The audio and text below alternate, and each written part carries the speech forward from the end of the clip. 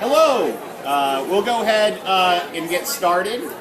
Wanted to begin by thanking you all for coming out tonight. Again, we're just overwhelmed by the number of people who expressed an interest in this, and that has to be encouraging if you're a fan of democracy.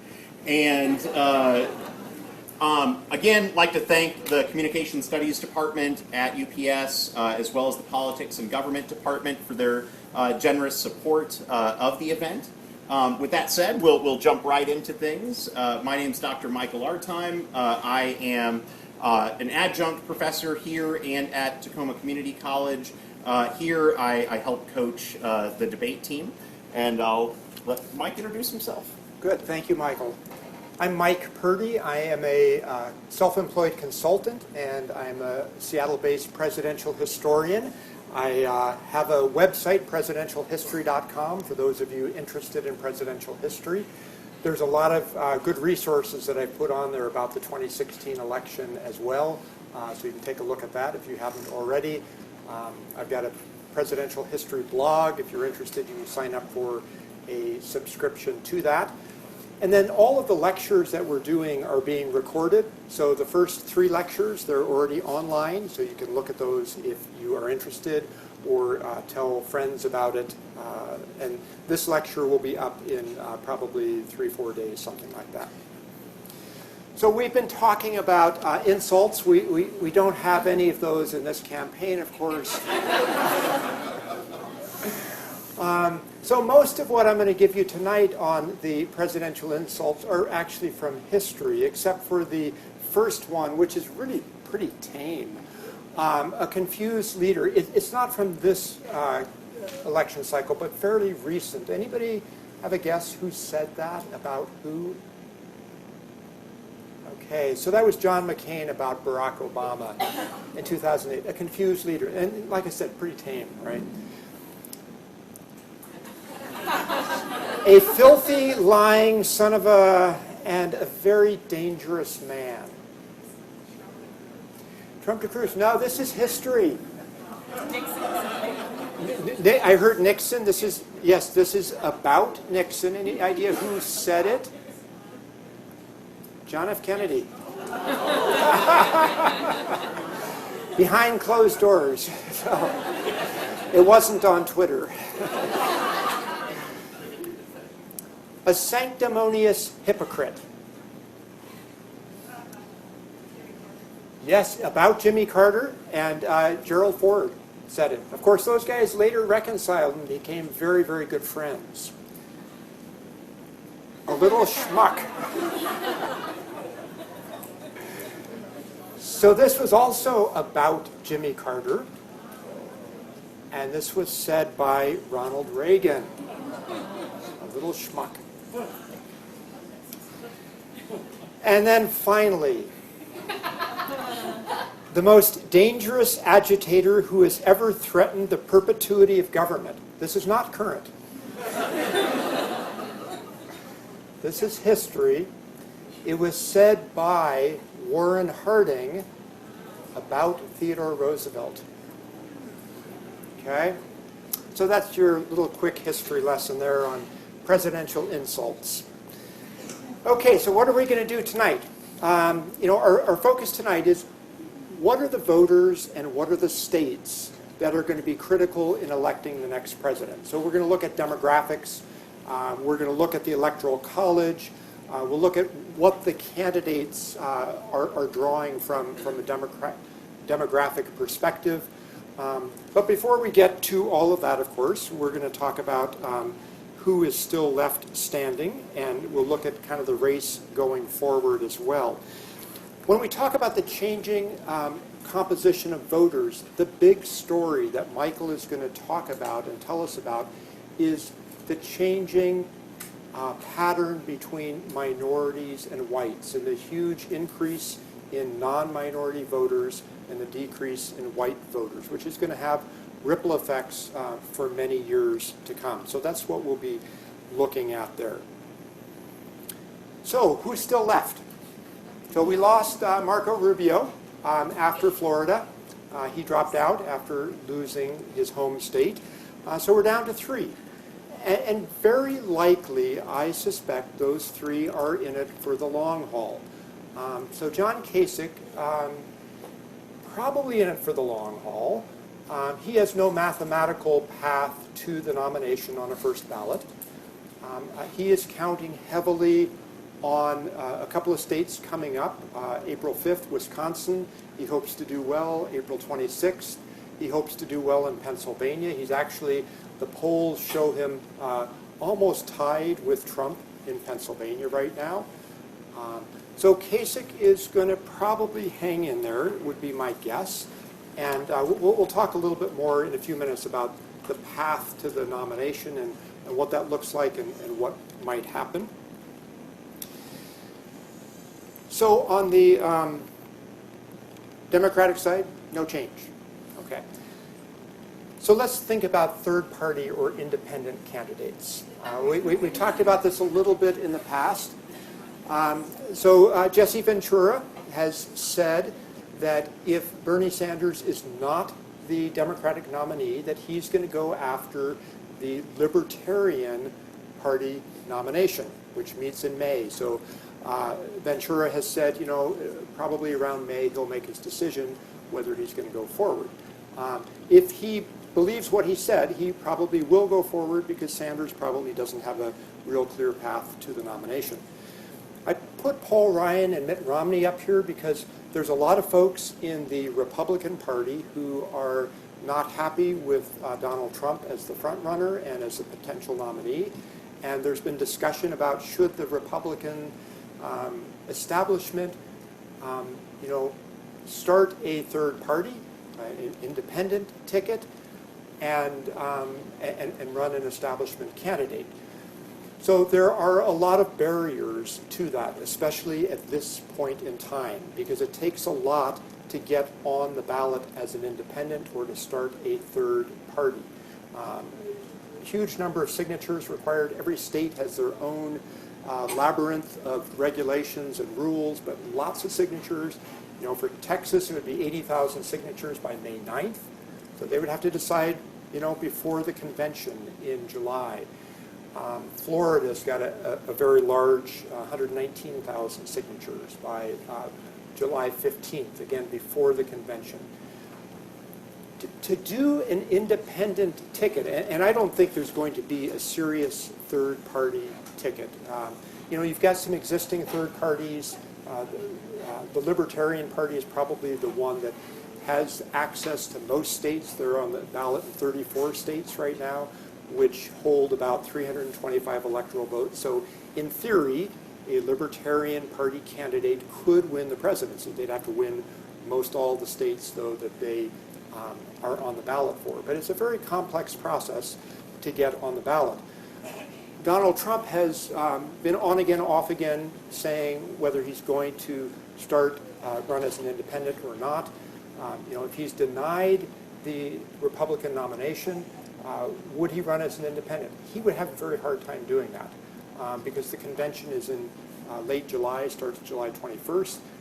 He would not have the ability to put together all the signatures necessary to get on the ballot in all 50 states. So my guess is we're not going to have a strong third party or independent candidate in this election. Now that's, I may change my mind tomorrow because things change quickly in this election cycle.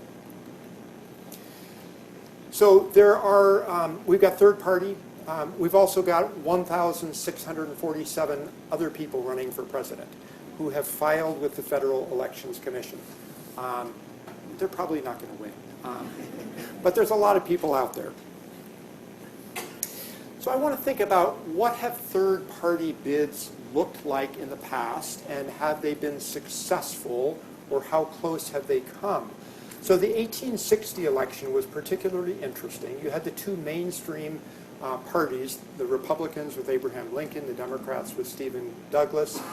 There was a breakaway party from the Democrats, which was basically southern states with John Breckinridge. And then there was the Constitutional Union Party, which wanted to avoid secession over the issue of slavery. Interestingly, all 4 of those candidates won at least one state in the Electoral College. Lincoln, of course, won the presidency with the lowest plurality of any presidential candidate who's won in history, 39.8%. But he carried 18 states. He got enough on the Electoral College to win. But an election like that, the more parties you have with the potential to win a state, the more that puts the risk of pushing an election into the House of Representatives to decide. And that could have very well happened in 1860, but it didn't. I want to look at, in the 20th century, 6 third-party or independent candidacies and what happened. So Theodore Roosevelt has by far been the most successful third-party candidate in 1912. And of course what happened is Roosevelt went for the Republican nomination. He lost to President William Howard Taft. He was incensed by that and stormed out of the convention and started his own progressive party known as the Bull Moose Party. Roosevelt carried 6 states, the most of any third-party candidate, and got the most of any third-party candidate in terms of popular vote, 27%. But he didn't win. He split the Republican vote with Taft, and that put Wilson into the White House. 1924, Robert La Follette won one state, his own state of Wisconsin.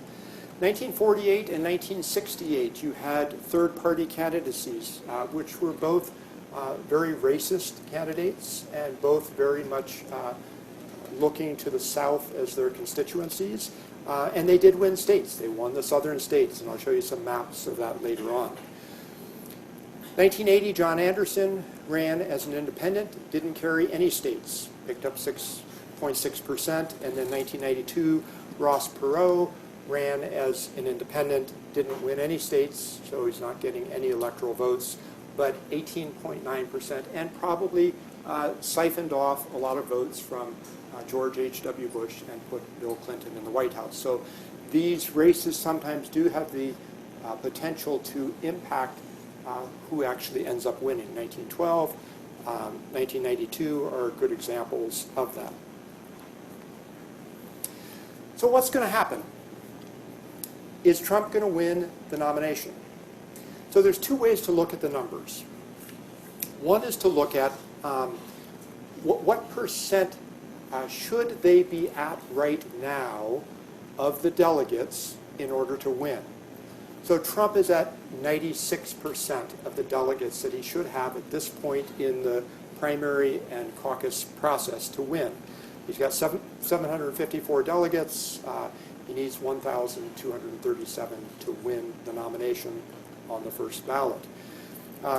Ted Cruz has a harder path. He's only 53% of his target point, and Kasich is 22%.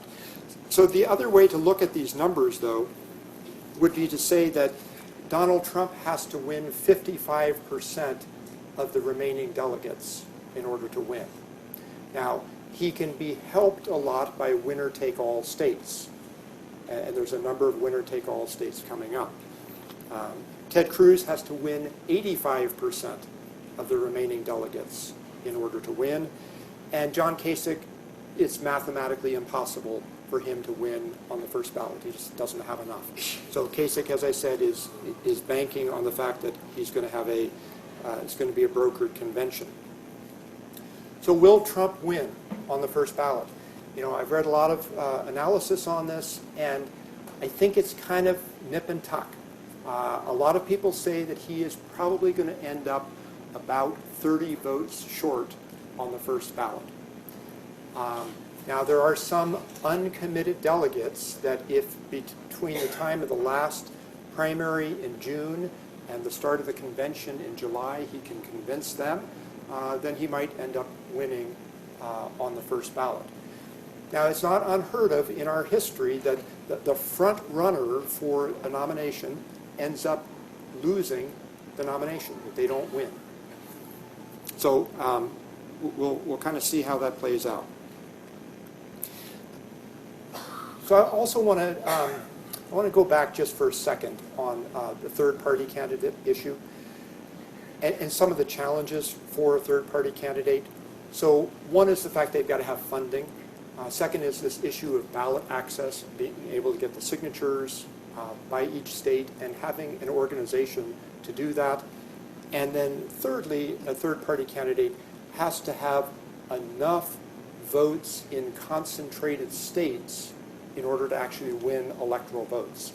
If they just do well, like we saw Ross Perot, what was it, about 18% across the board, but not enough in any state to win electoral votes, then they don't win. So it's a hard road for a third-party candidate. So Hillary Clinton is at 111% of her target. She only needs to win 35% of the remaining delegates to win the nomination. Bernie Sanders is at 89% of his target at this point in time, and he's got to win about 58% of the remaining delegates. So the question is, how long is Sanders going to stay in? I mean, he's probably, short of something very dramatically different happening, Sanders is not likely to win the nomination. I suspect he's going to stay in for the long haul, if nothing else, just to make a statement. So, when we look at what's been awarded so far through the caucuses and the primaries, so by the end of March, the Democrats will have awarded 56% of the delegates. The Republicans are done for March, so they've awarded 64%. And then you can see that goes up in April, and it goes up even more in May, so 80 and 87% of the delegates will have been awarded. So we're getting into really important times for, especially on the Republican race. And then the last votes will be in June. So this is just a quick map of what comes up. We've got important races in April and in May and in June. And in June, the big states are California and New Jersey. California with 172 winner-take-all for the Republican Party. New Jersey, I think, is 51 winner-take-all. And so I've circled Washington because we have a very interesting situation coming up in Washington this Saturday. So we have the Washington Democratic Caucus, where decisions will be made on how to allocate the 101 delegates that will eventually go to the Democratic National Convention. So what we want to do is we've got a guest speaker to kind of unpack for us some of the things about the Washington Democratic Caucus and how that's going to work. Now, you all know we're trying to make this nonpartisan, but because this is Washington and we do have a caucus coming up, I think it's important that we understand how caucuses function. And also it gives us a window into how caucuses function in other states as well, although every state's got slightly different rules, but it's kind of a window into that. So our guest speaker is Linda Foster. Linda has worked in Washington state politics since 2008. She has over 8 years of campaign experience and has worked 6 sessions at the state legislature, most recently spending 3 years as the legislative assistant for State Representative Lori Jenkins. Linda is the past president of Young Democrats of Washington, the past chair of the Pierce County Young Democrats, and currently serves as the 6th congressional district representative to the executive board of the Washington State Democratic Party. So please join me in welcoming Linda Foster.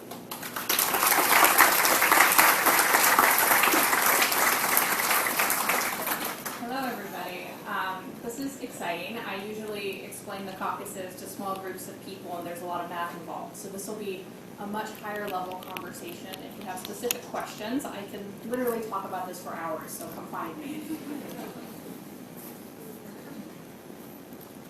If you are a Democrat in this room, it's likely I represent each of the party. I am the state committee woman for the 27th Legislative District Democrats, and the state committee folks elected me to be their representative to the executive board. So that's my official title. I'm planning One of the precinct caucuses, the one at Jason Lee, if you're going to Jason Lee this Saturday, I look forward to seeing you there.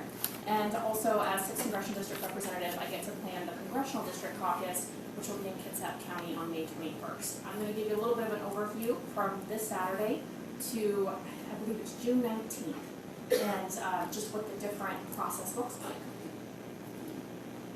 I like to start with this photo because I could not find one that broke down all the different caucuses or primaries across the country, but this still gives you an idea of how each state is a bit different. Washington is one of only 4, you can't see them, they were cut off at the bottom, but only one of 4 states that has an open primary system. So we have the top 2. You can vote for whoever you want in the primary, and the 2 people who get the most go forward to the general. So it can be 2 Democrats, 2 Republicans, 2 independents, really whatever you want. What this does is actually present a challenge for the Democratic Party. The Democratic Party here in Washington does not have an open caucus primary system. We want everyone who participates to actually be a Democrat. And when we select delegates, that's the Democrats in Washington State speaking.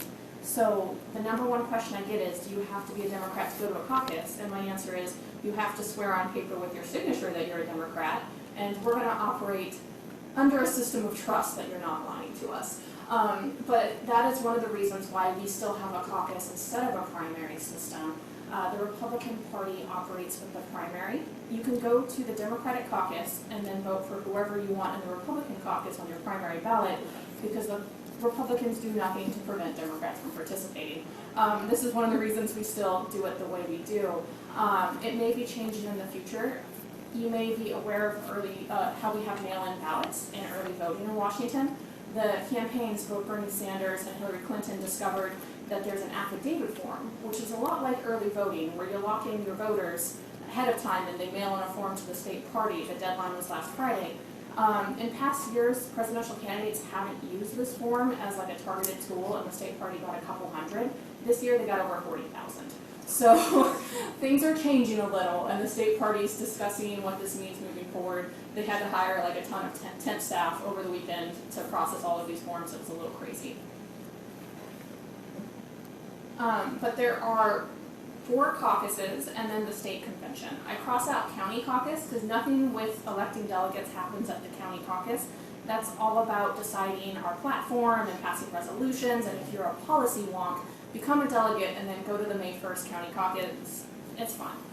If you're not a policy wonk, you will be bored stiff and you won't hate being there, so maybe skip that one. It's up to you. But the precinct caucuses are this Saturday, the 26th. The legislative district ones I don't have memorized. The counties May 1st and the congressional districts May 21st. And I'm going to talk through them each. So here's a map that my friend Corbett, there's a website down on the right corner, that's his website, he put together for the 27th legislative district. There are a couple glitches in it, but for the most part this is accurate with the color scheme. And if you look at it, every precinct caucus location, and those are the red dots, are broken down by color. And if you go to his website and you click on where you live, it'll actually tell you which precinct to go to. It's nifty. I recommend it if you're a visual person like I am. And this also gives you a sense of how the 27th legislative district is broken down. I'm assuming since you're in Tacoma and you live in that district, it's possible you live in one of the other ones nearby. The 28th, the 29th, and the 25th are all really close. But in the 27th, we have 7 caucus locations. Each of them have about 10 precincts. Tacoma's precincts are much larger than other precincts in the state, so these locations could get anywhere between 400 and 1,000 people. We have no idea what to expect. That is a source of tension. We are doing a lot to compensate for the absolute uncertainty of this Saturday. Part of that is we have overflow rooms. We are not like Nevada that you can pre-register. You can go to the state party website, pre-register, print off your form, don't have to fill out a form. I don't have a printer. I will be filling out a form on Saturday. This is not a system designed for millennials, but you are welcome to come up prepared.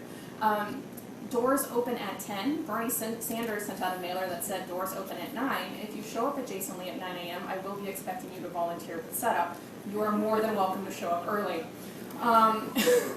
But doors open at 10, and The Seattle Times, I recommend going to their website. These infographics are from the Seattle Times, and I think they do a pretty good job explaining what's going to happen. The 27th Legislative District Democrats actually printed off this one here on the left, and we will be handing it out to people so that everyone just knows what to do. It's much better than what the state party gave us.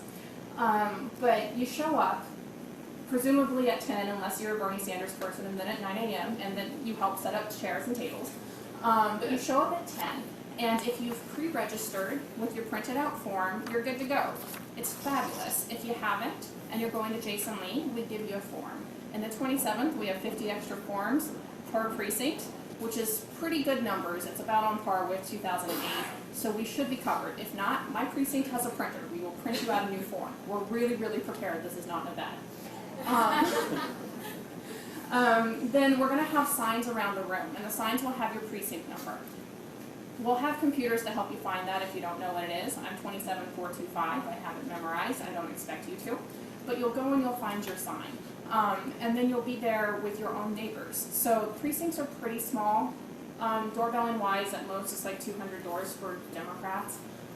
So maybe at most, like 75 is a really large precinct that you would see. We're expecting more like 40 to 50. We're hoping for more like 40 to 50 because that's manageable, but if it's 75, we manage 75. You cannot start the process until 10:30. That's in the rules. So around 10:15, you're going to hear folks like me speak. We're going to say the Pledge of Allegiance. We're going to read a letter from Jackson Ravens. I'm going to ask you all to play Knights. And then you're going to shift to the script from the precinct committee officer. I see some in the room. I know Chris is a precinct committee officer.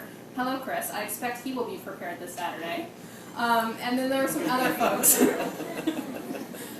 In theory, they've read the script ahead of time. They've learned the math. It's pretty simple algebra. They're ready to go. And you guys vote. You vote with your pieces of paper that you'll have, hopefully filled out in advance. And there's this math system based on the paper. It's really just fractions.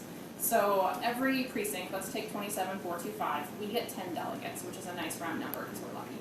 And if 67.3% of the people support Sanders and whatever the other side is support Hillary, you kind of just round down to like the number that makes the most sense. So it would be 6 delegates for Bernie and 4 for Hillary. They give you math. They break the math down on a piece of paper. All we have to do is follow the instructions. It's like paint by numbers. If anyone's fighting about math at Jason Lee, they're instructed to come find me, and I will come pull out my calculator, and we will solve the problem.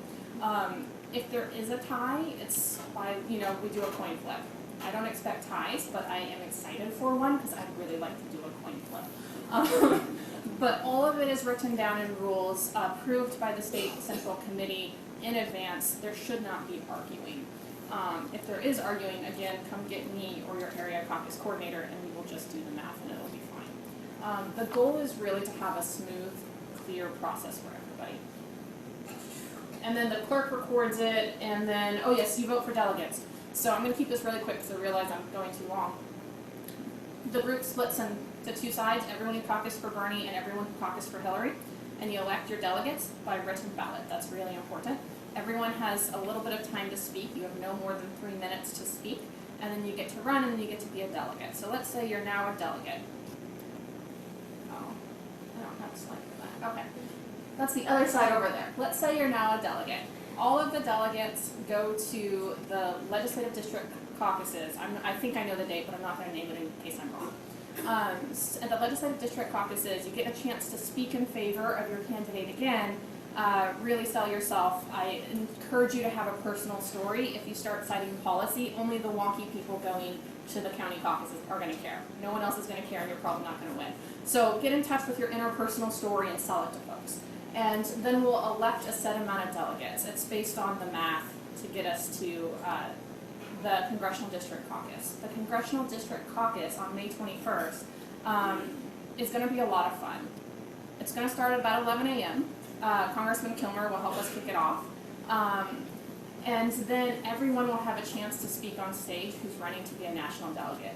Here's the fun part. Of all of these hundreds of people, it looks like 2,700 people, whatever that fraction is in the 6th Congressional District, we are electing, I believe it's 6 men and 5 women, or No, it's 4 men and 3 women to be national delegates at the 6th Congressional District Caucus. So you have a really small pool of people. You're running against all of your neighbors. If you're a Sanders supporter, you likely get 3 male delegates. If you're a Hillary supporter, you likely get 1 male delegate. 2 men, 1 woman, Sanders, Hillary. This is what I'm expecting to go down based on what I know in the 6th Congressional District. So keep that in mind, Hillary supporters, you want to be the one. And then if you don't win, there's always the state convention, which is here in Tacoma because we're super awesome. We get to host the state convention, and that is the weekend of June 18th, June 19th.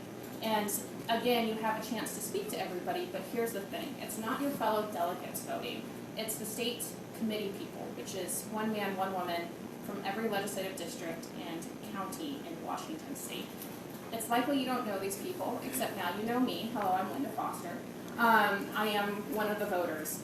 And so this really, they're electing about 30 people, about 20 for Bernie, about 10 for Hillary. It's going to depend on the final numbers, but that's the breakdown in Washington state. And it's going to be really tight.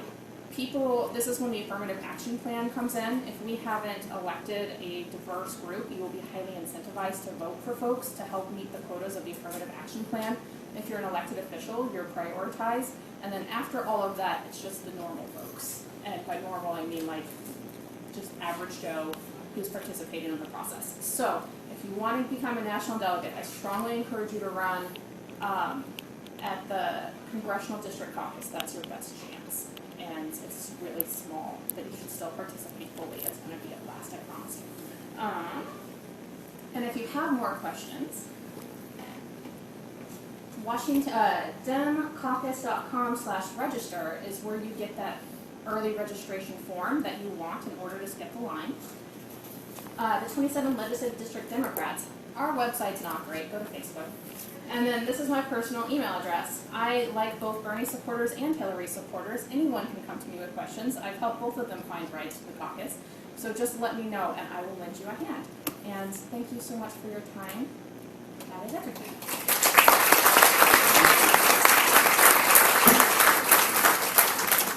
Great.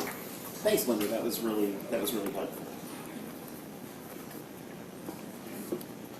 I don't need a mic. I'm way too loud.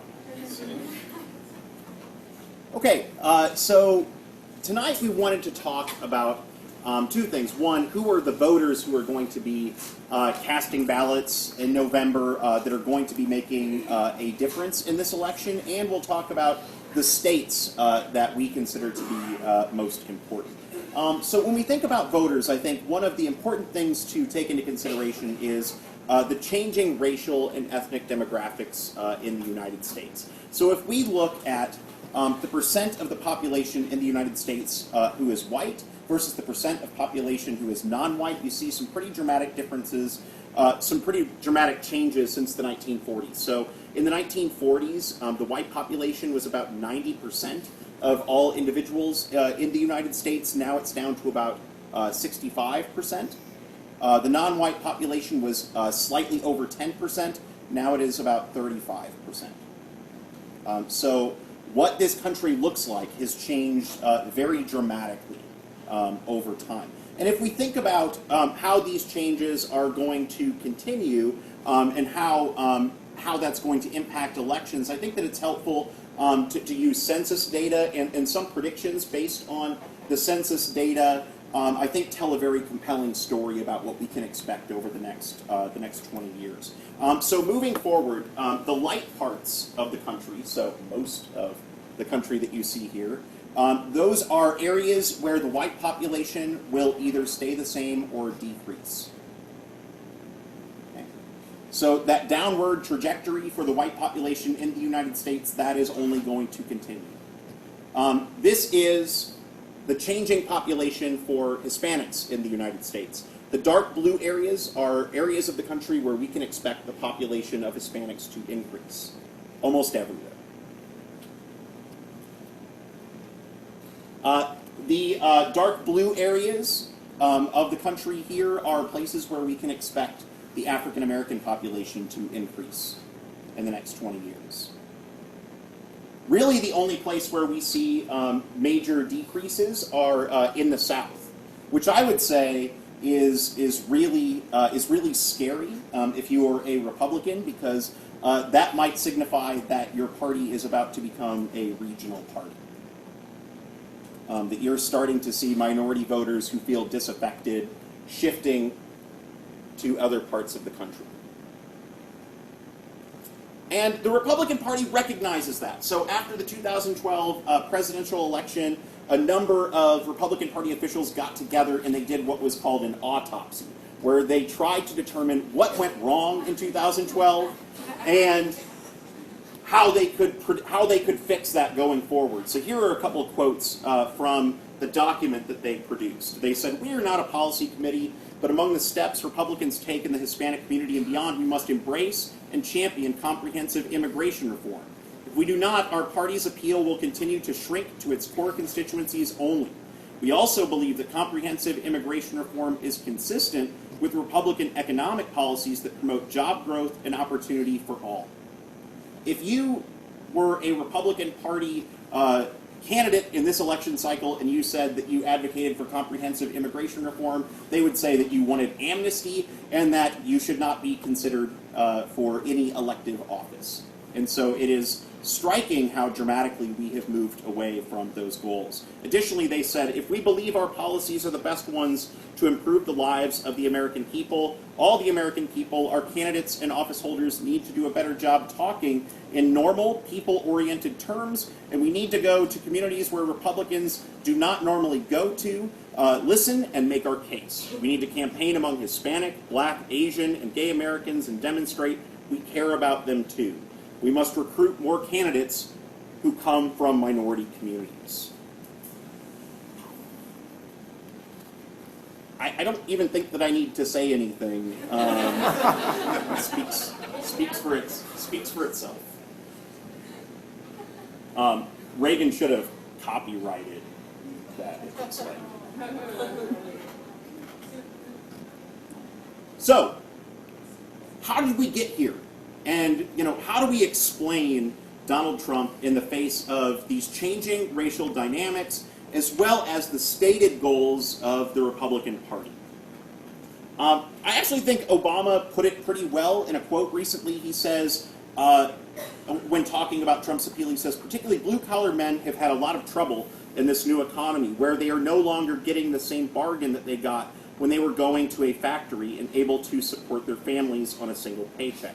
You combine those things and it means that there is going to be potential anger, frustration, fear, some of it justified, but just misdirected. I think somebody like Mr. Trump is taking advantage of that. That's what he's exploiting during the course of his campaign. And I think that's true. And I think that we can see that by a number of different indicators. So this chart shows where Trump is holding his rallies. So if you look at where he holds his rallies, he holds rallies where the percent of homeowners is really low and where median household income is really low. These are people that are struggling economically. They feel left out of the current economy. These are also parts of the country where there are lower numbers of individuals who have college degrees, that are higher unemployment rates, where manufacturing jobs have decreased, and where there are large percentages of disaffected blue-collar Democrats and Republicans. So these are the areas of the country that he is going to make his case. If we look at, I think this is some really good evidence for why we're seeing what we're seeing. There was the poll recently that asked people to say whether they identified with this statement. People like me don't have any say. People that answered yes to that were 86 times more likely to identify with Trump than if they said no. So people who are struggling economically, who feel like people are not listening to them anymore, feel like they're finding a voice.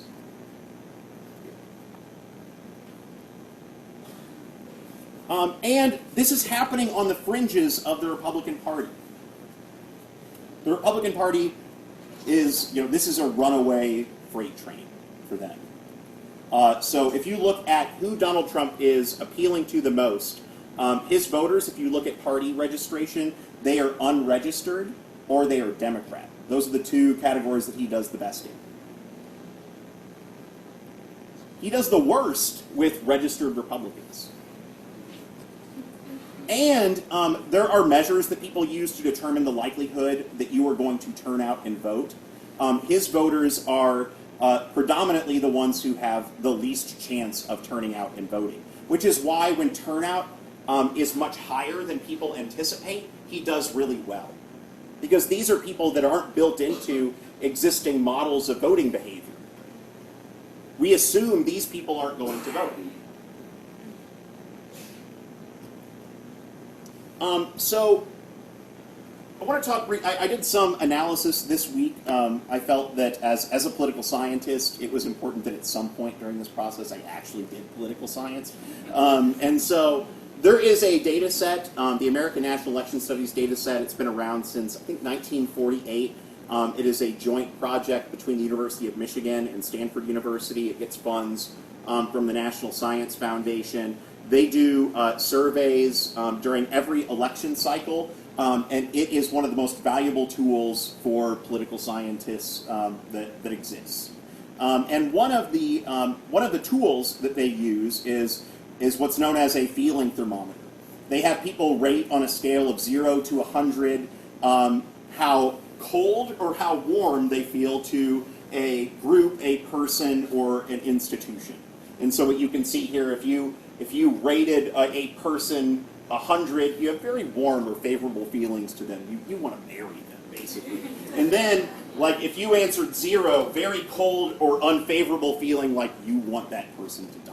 Like the world would be better without them. Right?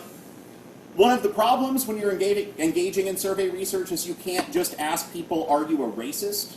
They don't often give you a very telling answer to that. And so you have to come up with novel ways to get at that concept. So one of the things that political scientists have done is they take the white feeling thermometer, how warmly people feel toward the group of white Americans, and they subtract that from an individual's evaluation of the black community. And if there's a difference, a positive difference, then you would say that person is exhibiting some, racial tendency, racist tendencies. I did the same with Islamophobia, subtracted the white feeling thermometer from the Muslim feeling thermometer. And this is what I found. So this gray bar is Trump. That's about 17 points. So that means that Trump voters scored whites 17 points higher on that feeling thermometer. That is a big gap. So Trump voters feel much more positively toward whites than they do toward blacks. It's about 7 points for Ted Cruz. The negative score here, this orange, that's actually John Kasich. So if you're a Kasich fan, then that's perhaps encouraging. That indicates that his supporters evaluated blacks actually more positively than they evaluated whites. And the yellow is the national average. So for people that argue that we don't have racism in this society, I would point to that. This is even more striking. This is an index for Islamophobia using that same method. The gray, again, is Donald Trump. Donald Trump voters evaluate white individuals 49 points higher on the feeling thermometer. That is incredible. That is something that we don't see very often. And it's over 30 points higher for Ted Cruz, about 10 points for John Kasich, and the national average is over 20 points higher. Again, that's the gap. 49-point gap is really unheard of. And in that same analysis, I looked at Trump voters. About 66% of Trump voters say that Obama is a Muslim.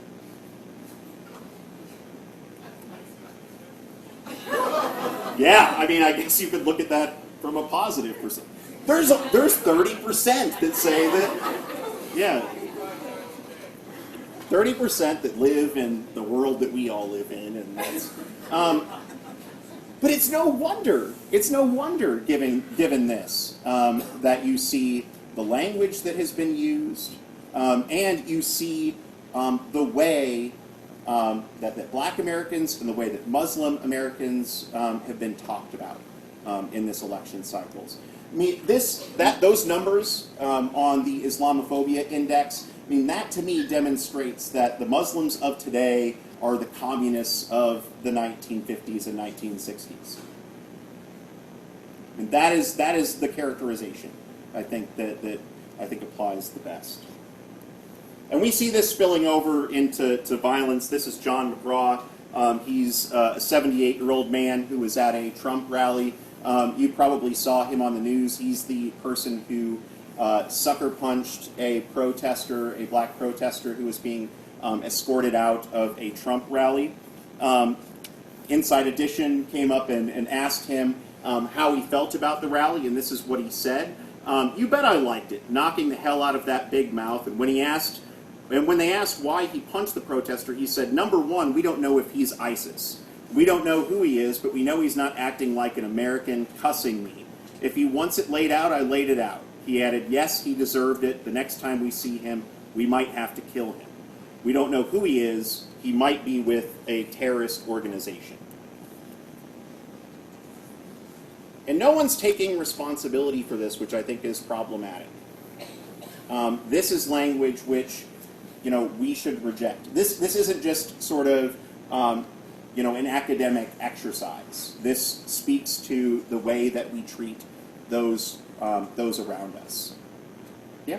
I had a grade school kids who have been taught not to bully and not to say down people that are asking their teachers, how come these candidates can say these awful things about each other and nobody calls them on it? Yeah. I mean, I think that's a fair question. I don't have a good answer. We'll move to the Democratic side.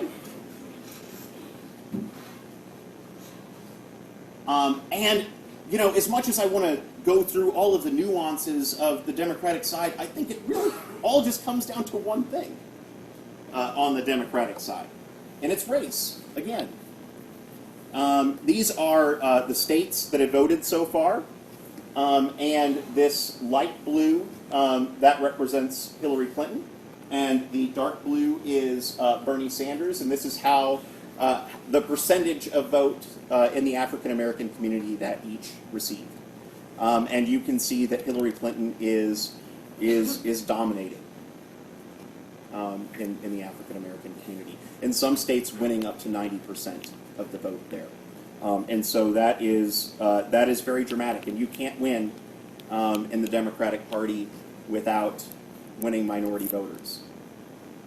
It's just not possible. We talked about the changing demographics. It's not possible today, and it's going to be even more impossible moving forward. And so I think that tells the story of what's happening on the Democratic side. But as we project forward toward the general election, I'm going to turn things over to Mike, who's going to tell us about the Electoral College, as well as the history of the Electoral College. Thank you, Michael. So these demographics are really important, but we all know that we don't actually have voters select the president. It's the Electoral College. So what is the Electoral College? So 538 votes in the Electoral College. Candidate needs 270 to win the election. So when the Founding Fathers were developing the Constitution, they struggled with, how do we figure out how to elect the president? So one option was, have Congress select the president, but then they thought the president would be too subject to the control of Congress. They also thought about having a popular vote, but they were concerned about the ignorance of the people maybe voting for a demagogue. And so they came up with this indirect method of voting, and they said it's up to the state legislatures to determine how to elect these electors, these members of the Electoral College. Now, in practice now, it's basically based on popular vote. Whoever wins a state wins that state's electoral votes, all except for Maine and Nebraska, who award electoral votes based on winner-take-all by congressional district. So one of the things that the Electoral College does that's been criticized for, and it's been criticized ever since the Constitution was put into place, it's not likely to go away because it would require a constitutional amendment, and there's way, way too much controversy. But one of the challenges of the Electoral College is a candidate with a plurality of the popular votes ends up winning all of the electoral votes for that state. So there's a disproportionate impact of the Electoral College vote. Are there a couple of states where it's by congressional district? Yes, that would be Maine and Nebraska, awarded by the winner-take-all by congressional district, yes. So if a candidate doesn't win in the Electoral College, they don't have a majority, then the election goes to the House of Representatives. That's happened twice. I'll tell you about those cases in a minute. And the Electoral College also makes it really important for candidates to figure out where do they campaign? What are the battleground states? And we're going to talk about Ohio and Florida in just a little bit in terms of those as two key battleground states. So 1800, the fourth presidential election, was the first hiccup in the electoral process. And so basically you had at that point in time, the electors to the Electoral College ended up voting for two candidates. They didn't distinguish between voting for president and vice president. So Thomas Jefferson and Aaron Burr were running on the Democratic-Republican Party ticket as president and vice president. And lo and behold, everybody voted on party lines in the Electoral College. There was no popular vote then, okay? No popular vote. And Burr and Jefferson both got 73 electoral votes. You need 70 to win, but it's a tie. So it went to the House of Representatives to make the decision, and in the House, each state has one vote. So whoever has a majority in that state ends up winning that state's votes. You need a majority of the states to win the election in the House of Representatives. So it took them 36 ballots over 7 days, and they finally picked Jefferson, who won 10 states, and Burr got 4. 2 were tied, so their votes didn't count. So that's kind of one of the things that happens in the Electoral College. We've had 4 cases in our country's history where the person who won the popular vote has lost the presidency because they lost the Electoral College. First case happened in 1824. So you've got 4 candidates who are all kind of offshoots of the Democratic-Republican Party, representing different factions of the party. This was the first election where you really had any popular votes. And these numbers for popular votes aren't necessarily very accurate, because in 6 of the 24 states, there were no popular votes at all. In the 18 states that had popular votes, you had a number of different candidates on the ballot, so it wasn't consistent throughout. So Andrew Jackson wins the popular vote. He wins the most number of electoral votes at 99, but he needs 131 to win the presidency, so this is thrown into the House of Representatives. Henry Clay, who is the Speaker of the House of Representatives, threw his support to John Quincy Adams, putting Adams over the top. He got 13, which is what he needed exactly to win the presidency. This caused a lot of people to charge, they said, corrupt bargain, because shortly after Adams became president, he appointed Henry Clay as Secretary of State. So big scandal. Then did he sell his vote for becoming Secretary of State. 1876, one of probably the most controversial elections we've had, and the second one where the candidate who won the popular vote lost the presidency, so that should have been President Samuel Tilden, should have been president. So what happened is Tilden won the popular vote, 4.3 million to a little over 4 million to Rutherford Hayes, but who won the popular vote in 3 southern states was disputed. South Carolina, Louisiana, and, surprise, Florida. They didn't know who really won. So this goes to Congress, and Congress decides to punt. They say, well, we're going to appoint an electoral commission to figure out who really won the popular vote in those 3 states and who's going to get their electoral votes. So Congress appointed 15-member electoral commission, 7 Republicans, 7 Democrats, and 1 independent. The independent very shortly thereafter resigned, and he was replaced by a Republican. The Electoral Commission voted strictly on party lines and awarded those 3 states to Rutherford Hayes, who squeaked by with 185 electoral votes and won the presidency. They didn't know who was going to be president until the last minute. So March 4th, 1877 is Inauguration Day. They figured out who was going to be president on March 2nd, 2 days before. Hugely contentious, tense period. Lots of threats of violence. There were concerns about Hayes being assassinated. He ended up taking the oath of office privately beforehand. 1888, the third case where a candidate who won the popular vote lost the presidency, although without as much drama as some of the others. Grover Cleveland, 5.5 million in the popular vote, to Benjamin Harrison's 5.4 million. Cleveland is the incumbent president, but Harrison wins 233 electoral votes, so it depends where your votes are. That makes a huge difference whether you win the Electoral College or not. 2000, we've seen these guys before. So we know about hanging chads and butterfly ballots and Ralph Nader, who probably tipped the scales as well against Al Gore winning, and the 537 votes that Bush won by in Florida, which gave him Florida's electoral votes and therefore the election. But Gore won the popular vote, and Bush squeaked by. He needs 270 to win. He gets 271 based on that Supreme Court decision stopping the recount in Florida. So those are the 4 cases where the popular vote winner has lost. Now I want to talk a little bit about the 1916 election. Not because the popular vote winner lost, but because it demonstrates what happens with key states and why it's so important to win certain states. So since 1860, California had been a Republican state, a red state, okay? With the exception of 1892 and with the exception of 1912 with the Bull Moose Party, Theodore Roosevelt, which is kind of Republican. So it always votes Republican.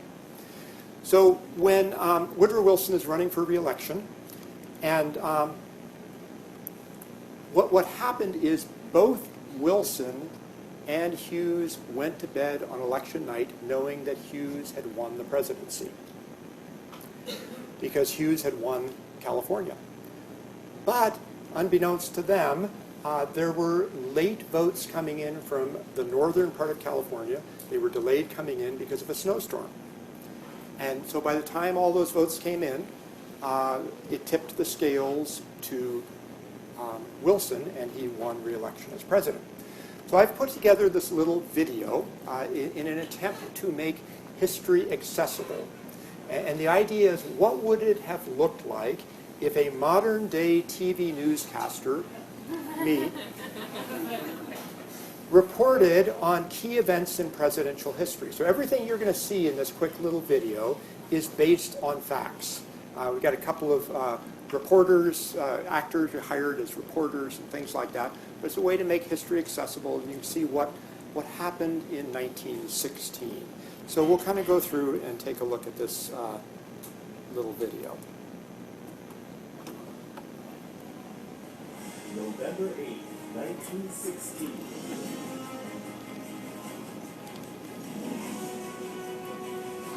From the World News Headquarters of PresidentialHistory.com, this is Presidential History News by Purdy.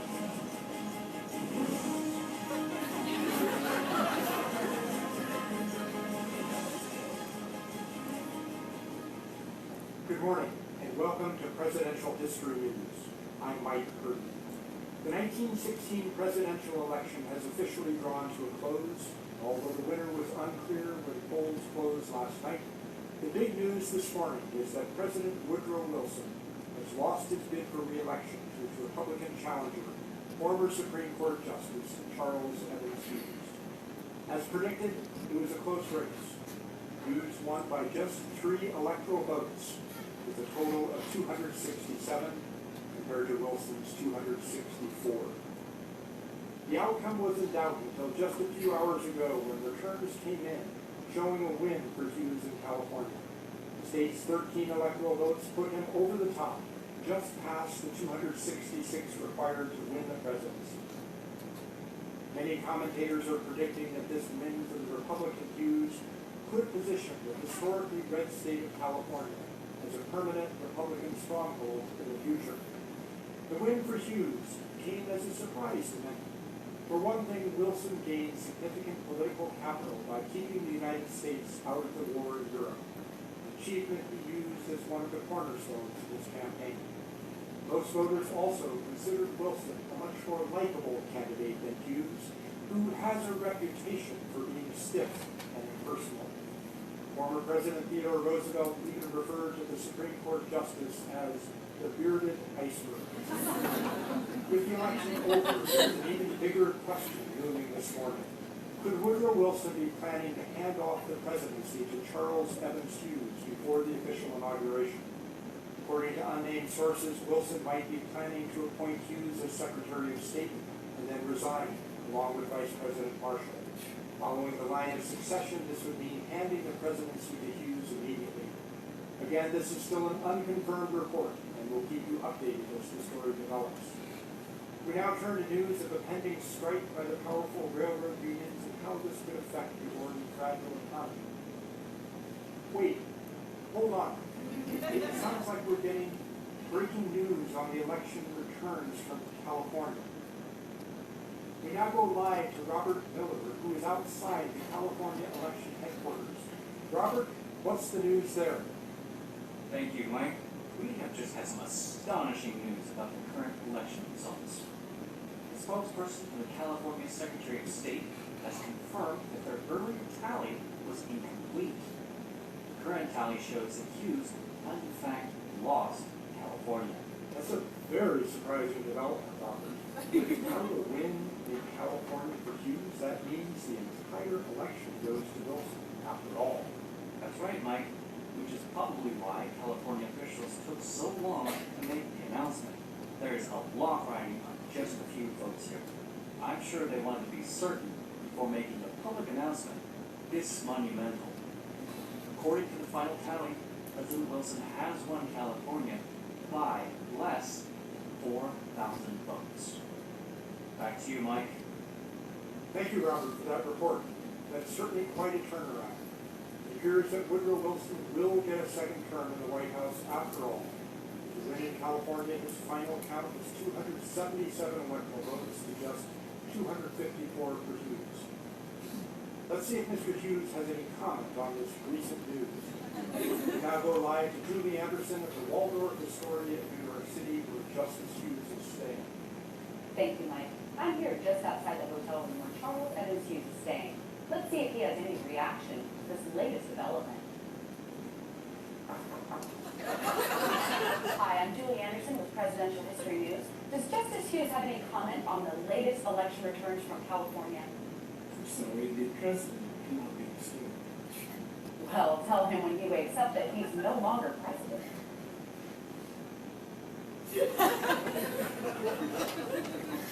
Well, as you can tell, clearly Mr. Hughes has not heard the latest election results and is unaware that the presidency has slipped through his fingers. It will be quite a surprise for this former Supreme Court justice if he finds out. I'm Julie Anderson, reporting live from New York City.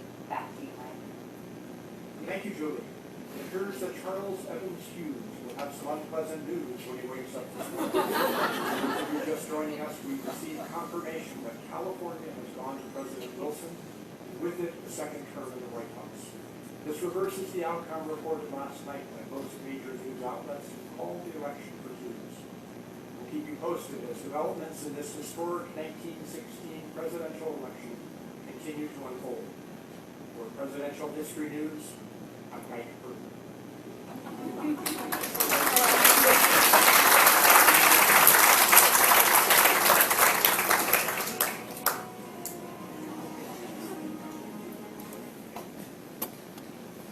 So my son is the technical brains behind that video.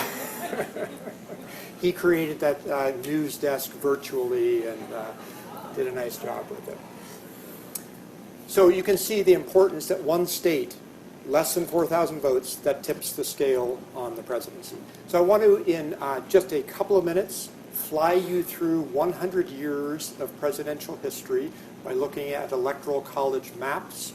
I'm not going to say a lot about each one, but pay attention on some of these in particular to the southern states and see how they vote. So 1912, you've got the three-party race with Wilson and Taft and Roosevelt. Roosevelt's in yellow. Taft wins just 2 states and Wilson sweeps the country. 1916, the race we just talked about, Wilson wins re-election. 1920, Warren Harding, Republican, wins. 1924, Calvin Coolidge, Republican, wins. The Wisconsin is the Robert La Follette third-party candidacy.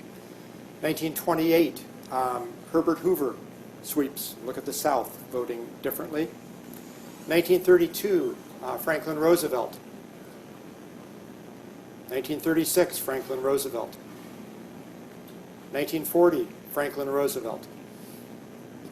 1944, Franklin Roosevelt. 1948, Harry Truman. And note the southern states, the Strom Thurmond Dixiecrat Party states that he won. 1952, Dwight Eisenhower. 1956, Dwight Eisenhower. 1960, John F. Kennedy. 1964, Lyndon Johnson. 1968, Richard Nixon. You see the George Wallace votes in the South. 1972, Richard Nixon. Amazing. 1976, Jimmy Carter. 1980, Ronald Reagan. 1984, Ronald Reagan.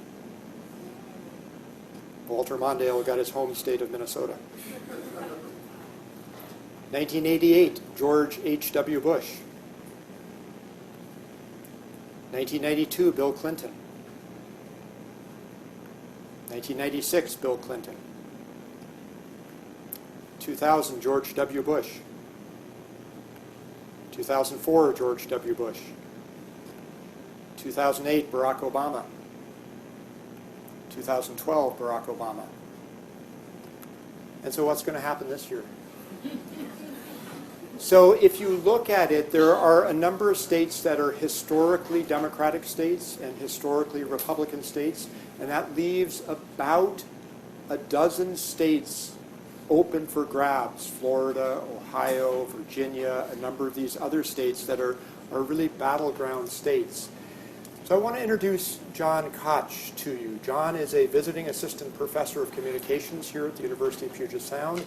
He's the interim director of the forensics program here, and he is a native of Ohio. And so John is going to tell us a little bit about Ohio and some of the unique dynamics in Ohio. All right, thank you. Good evening. So as Mike said, I'm going to talk to you a little bit about Ohio this evening. Ohio is important because it is the 7th largest state in the United States by population. There's 11.6 million people who live in Ohio, which gives it the 7th most Electoral College electors at 18. Ohio is also important because we like to pride ourselves on being the mother of presidents. There have been 7 U.S. presidents born in Ohio. Only Virginia tops us with 8. Ohio, however, does have the most directly elected from the state with 6. If John Kasich were to somehow overcome his mathematical deficiencies, he would actually go into this category, but not this category, because he was born in Pennsylvania. So Ohio is a bellwether state. So in addition to having 18 electoral electors, Ohio's a bellwether. Those 18 are up for grabs. You know, other states have more, such as California, but it's a traditionally Democratic state. So what makes Ohio a bellwether? Ohio has voted for the winner of the presidential election in every election since 1964. No Republican has ever won the White House without winning Ohio. And only 3 Democrats have ever won without winning Ohio. Grover Cleveland, both in 1884 and 1892. Franklin Roosevelt in 1944. And John F. Kennedy in 1960. It's important to note that in 1892, Grover Cleveland's vice president was Benjamin Harrison, or his opponent's vice president was Benjamin Harrison. And in 1944, Thomas Dewey's vice president was Ohio's governor. So only twice has Ohio got it wrong without an Ohioan being on the incorrect ticket that they voted for. Ohio is also a bellwether because the numbers don't lie. Ohio has the lowest deviation from the national vote average since 1900. So over the course of 29 elections, Ohio's deviation from the national vote average has only been 2.2%. Since 1960, they've only deviated from the percentage by 1.3%, and since 1980, that number is 1.2%. If you look at their closest bellwether competition, since 1900, it's New Mexico at 2.3%. Since 1960, it's once again New Mexico at 1.8%. And then since 1980, it's been Pennsylvania at 1.9%. So we go back, Ohio's deviation is 1.2%. Put that into a little bit of context, the national standard deviation since 1980 is 6.9%. So Ohio, by and large, serves as a microcosm of the country. So why is that? What is it about Ohio that makes it a bellwether? And the easiest way to think about this is that Ohio is 5 different regions. So if we start up here in Northeast Ohio, this is Cleveland, Canton, Akron, Youngstown. This is an industrial area. Largely population growth was because of the automobile and steel industries, which are now dying. You can think of this area as similar to Pittsburgh and Buffalo.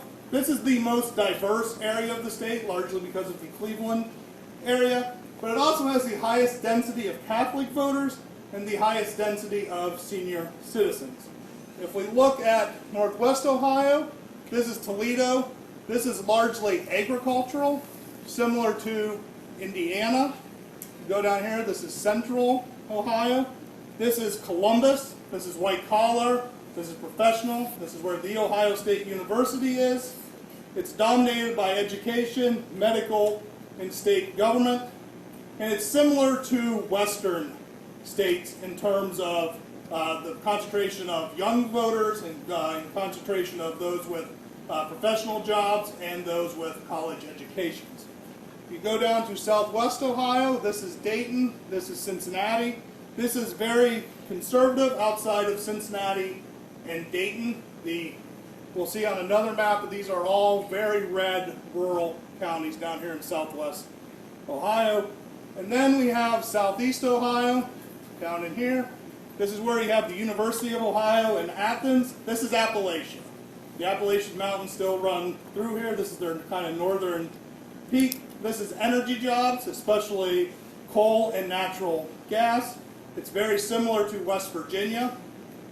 It's the least diverse area of the state. It has the highest concentration of evangelical Christians, and it competes with Northeast Ohio in terms of concentration of senior citizens.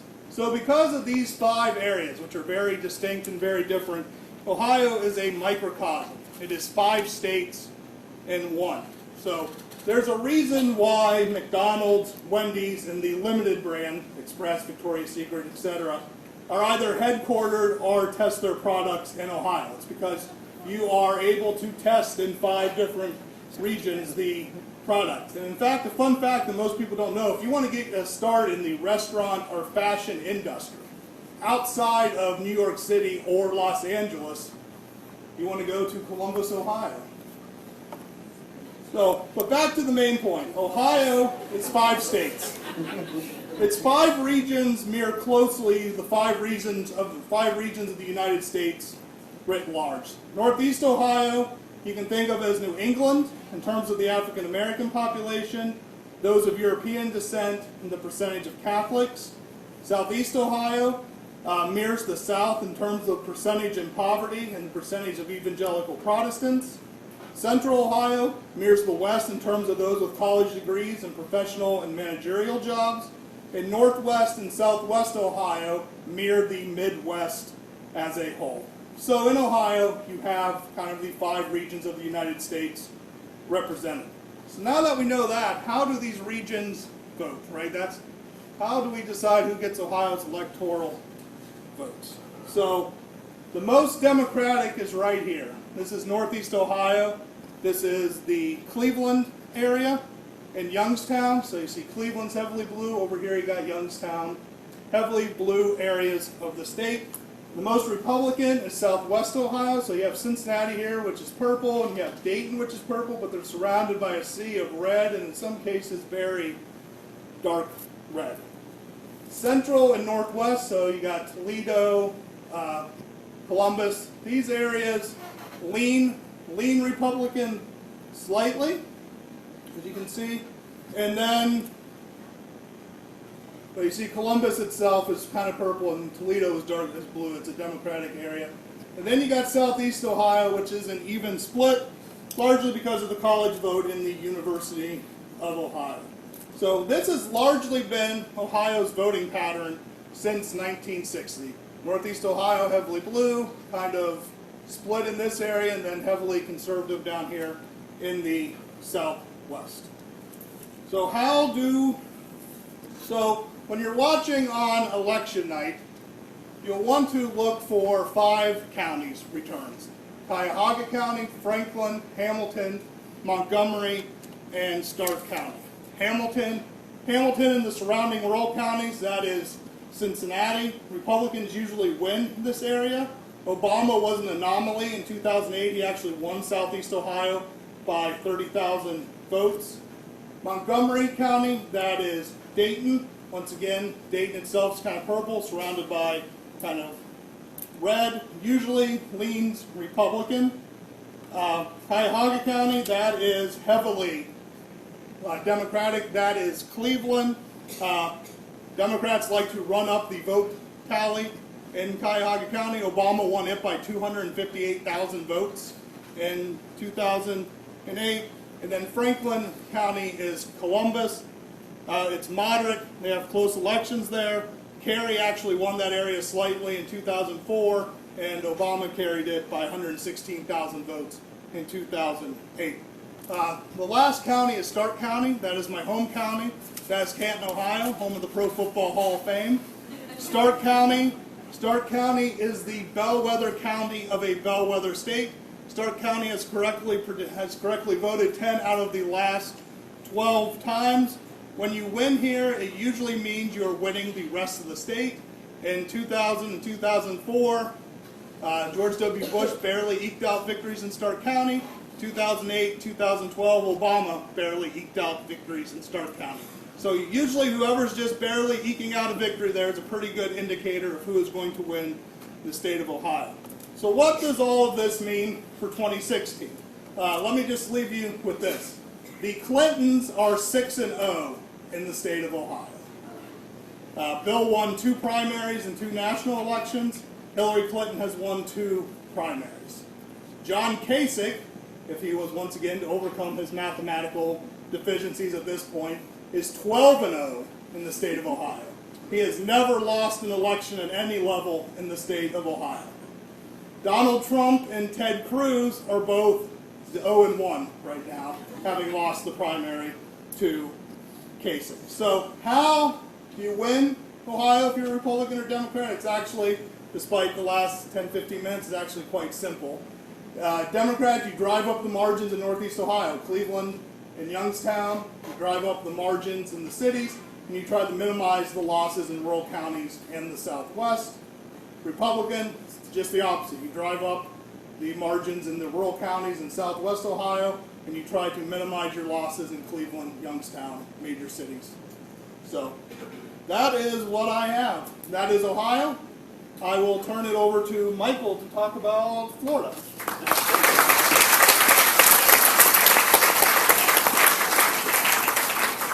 Thanks, John.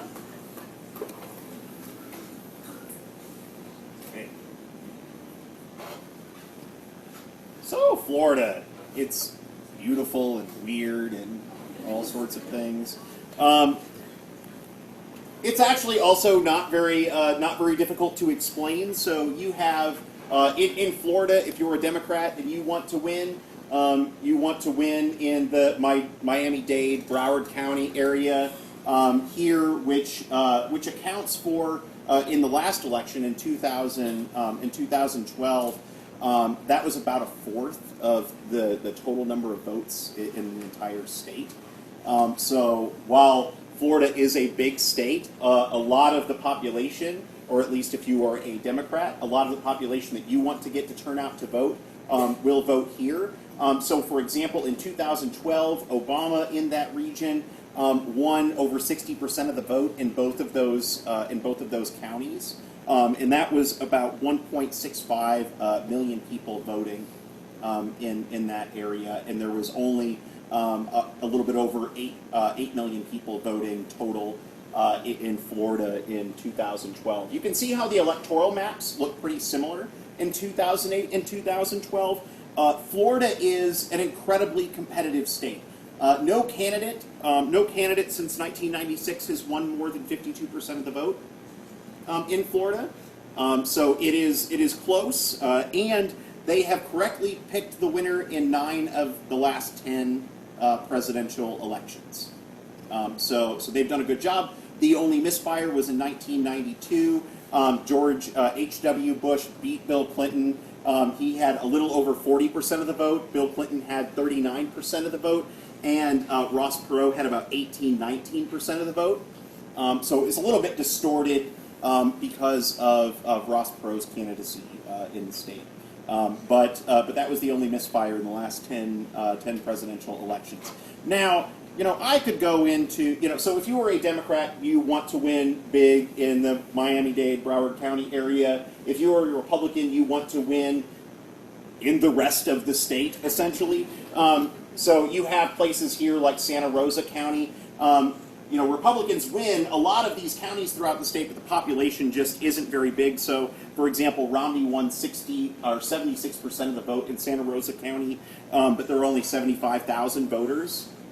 And so that's the case in all of these sort of red counties throughout the state. Republicans win there, but the population isn't that big. So it's difficult for Republicans. It's difficult for Republicans to win unless they win throughout the state. Now, I could go into each of these counties individually. I really couldn't do that, but let's say that I could. But I don't really want to. I have some things that should make us concerned about the state of Florida having this much sway over presidential elections. You constantly see headlines such as this coming from Florida, like, did new Florida law make computers and phones illegal?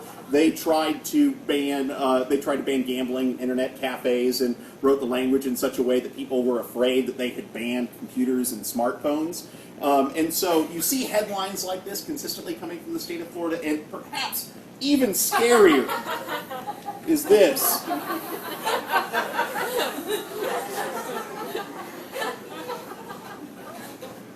10% of people in the state of Florida are convinced that Ted Cruz is the Zodiac Killer. 28% are not sure.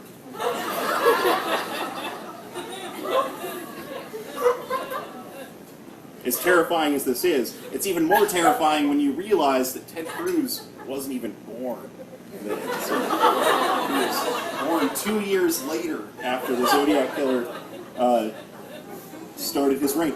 Even scarier, so 10% of the people believed, they were sure that Ted Cruz was the Zodiac Killer at the time that poll was taken, and this is a reputable poll. he had 10% of the vote in Florida. So just as many people thought he was the Zodiac Killer as supported him in the state of Florida. So next time, come back and find out who the real Zodiac Killer is. We're actually going to take a 2-minute break, so if you need to leave, you can leave. If you need to use the restroom, you can leave. And then come back in and we'll answer questions for 15, 20 minutes or so. But we know that we went a little bit long, so take a couple minutes and come back.